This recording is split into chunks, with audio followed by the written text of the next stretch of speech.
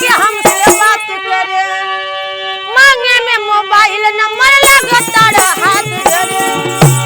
गोरी फूला झरी बारू पापा के परी बारू लगल पसारे तू तो पाक पियर फराक वाले कचा कचा मारो दारू पाक पियर फराक वाले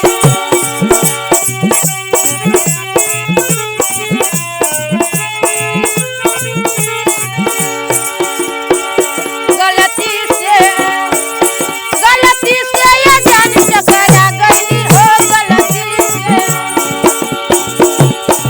लड़की के देखी पगल आइल बड़का लगे कि भाग थके आइल बड़का करत ही